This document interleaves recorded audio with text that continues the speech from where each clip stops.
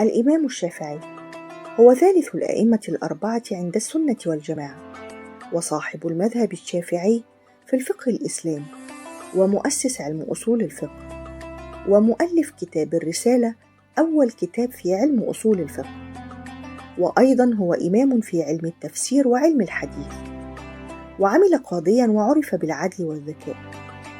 وبعد أكثر من 1100 عام على وفاته لا يزال حاضرا في قلوب المسلمين. ولد الإمام في غزة ودفن في مصر، ويعود نسب الشافعي إلى أجداد النبي محمد صلى الله عليه وسلم. حفظ القرآن في سن 7 وأذن له بالإفتاء ولم يبلغ 20 من عمره.